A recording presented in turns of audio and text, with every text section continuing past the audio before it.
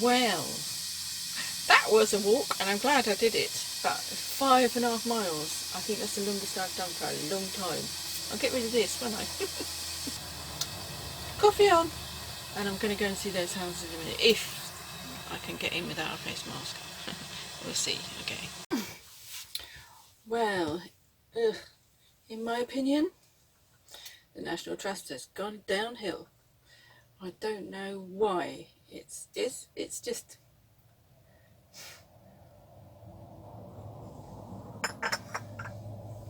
Thank goodness I've got free car parking here.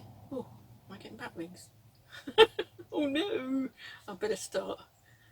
I'm not eating these. I'm glad I did that. I'm in the shower now though, but I'm going to go up there at 11 o'clock. I'm going to try it. If I don't get in, I don't get in.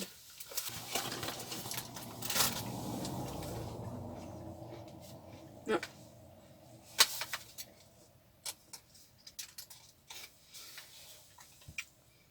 What's mine? Stupid National Trust card. Made it paper. Probably out of the trees are all cutting down on that woods. So, the locals are not happy because they're cutting down the trees and making heathland. And it's meant to be forest. All this whole land is meant to be forest. And why are they cutting down trees when they're supposed to be... We need the trees.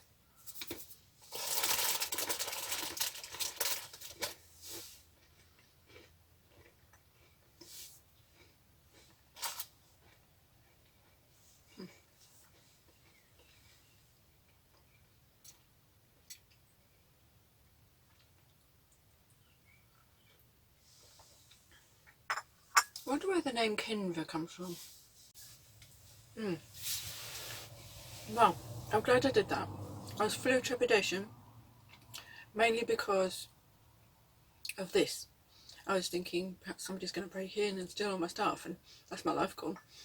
But when I came over that hill, ran that corner and saw this van, yes, thank you so much for protecting it. So I'm in my van with a coffee. Coffee. It's so nice. And I left that roof open as well. But in the end, you just got to say, I'm going to go for it. No, I don't feel tired. I've done 5.5 miles. And I'm not used to walking that much now. Maybe spending a week with the dogs, walking them every day has prepared me for it. Maybe. Because most of the time I'm just sitting down in the van. Writing and reading. Anyway, right next to me is another van. So yay! Birds of a feather flock together. I'm not too impressed by the National Trust though. I got lost 3 times because the signs weren't there properly and there's no maps, and when I got to the actual top it didn't say anything about the landscape around, the rocks, what kind of geology it was, or how the houses were lived in by who and how old they were. Nothing. Unless it's all in that house there, so that we have to pay to go in. Well, I am a member of the National Trust, so I don't have to pay. Well, I do pay monthly, well, not monthly, but yearly membership. But I don't know how much it would cost if I didn't have a membership.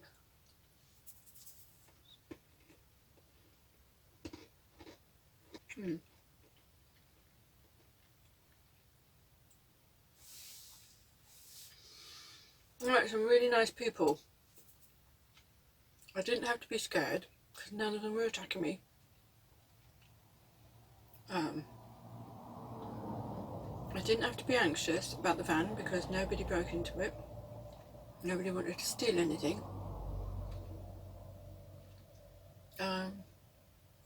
I've even got another van parked right next to me, so that's good. I like it when I've got loads of vans around me. And I can see those houses up there. They've ruined them. It just doesn't look like, it looks like Machu Picchu or something like that. You know where those stones, those massive megalithic stones are. And when you see the actual score lines in the rock, they say that's natural, but it's not. Because every so often there's like an indent, like a nut or a bolt used to go in there. And I'm beginning to believe this mud flood theory and this melted earth theory as well, scorched earth, because it's one or two things. Either aliens came down and attacked us at one point, attacked the civilization, or had that civilization and mankind overtook them.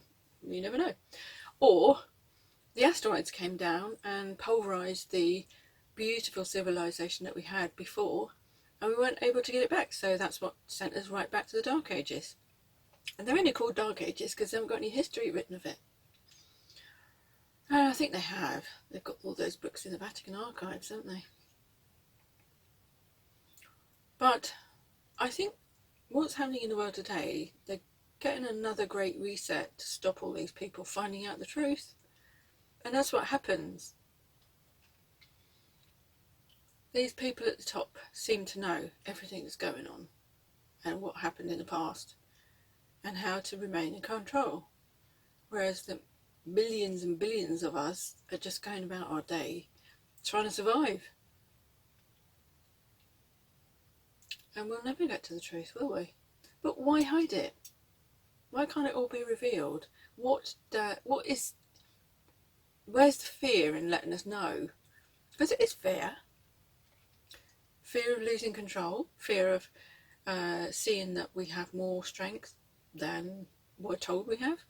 Because when you actually put your mind to something, you focus on something, it does bring it about. When you feel something in your gut, when you get your intuition there, any kind of sensation, that a premonition or something like that, they're all little things that have been squashed out of us and made to be ridiculed, and we're made fun of because of them. People say, oh, don't be so stupid. Oh yeah, that's strange. But no, it's not strange, it's natural. Just that we've lost the ability to keep it alive. And if the old Asian traditions and history books are to be believed as well, because they're thousands of years old, tell us of a previous civilization that was able to fly machines. Think of the Indian Vedas, Bhagavad Gita, Bhagavati. No, I never know how to say that.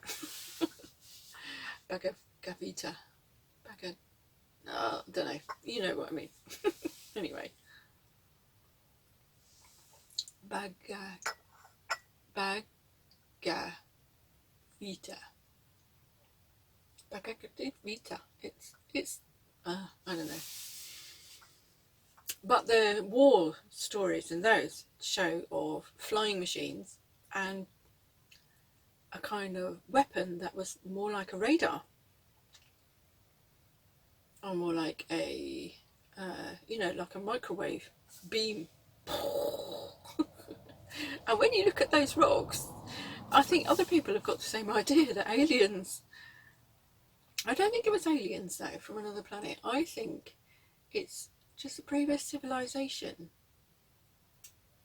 that has been hidden from us. And I think it's before the year 1000. Not that long ago. Because that's when all our...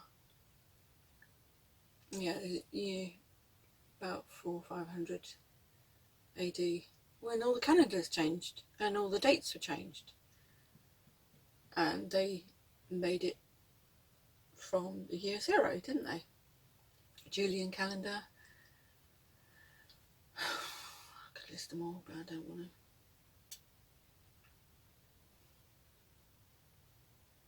But going to these places don't just look at the rock houses that are there that they've created. Make the effort. Go and see the old ones. And when you look at these houses, look at the stone around it and look at the structure of it and look how big those stones are and where the little grooves are. The sharp lines in the rock are the newer graffiti, where people have scored it and taken things away, and you can see that the sharp lines, but the older it gets, the more worn away it goes. So you look at those, it looks like rivets every so often. They're evenly balanced as well throughout the whole stone. They're all on the lines of the stone as well. That's deliberate, and that's carved. And those rocks up there, they have perfect right angles as well. That's not natural. Just question, ask questions. I don't know where it comes from, who built them. They certainly couldn't have done that in the 1600s. Look at the houses they were building at that time. Think of King Henry and Elizabeth. Henry VIII and his 6 wives, and Elizabeth the First, Mary, and think about that period. That's when they said that they lived in these places and they carved the houses out of the rocks. There's just stories made to distract you from the truth. And that old lady that lived in those caves, another little tale to distract you. How would an old lady live in those? Well, she wouldn't need a wood. She could live in the woods, I guess. Just ask questions. Alright. It should be opening in about 5 minutes. I don't want to go in with a rush, but let's give it half an hour going. That was a lovely cup of coffee. I'll have to get rid of these bat rings, won't I? Before they come. Oh no! We have to build our strength up and make them muscle, not fat.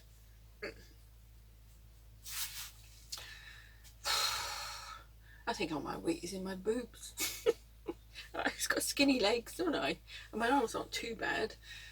But, yeah, the boobs are too big. Way too big. I don't want a reduction surgery. I just got to do the work. I don't want to go to hospital ever again. They killed my dad. They're killing everyone else. Liverpool Pathway. You heard of that?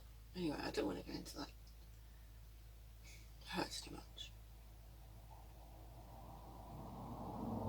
But this euthanasia program, it is all to get rid of the slough off the wastage, people who don't contribute to society. That's what they think, but it's the older people who are spending their retirement funds that are keeping the bloody society going.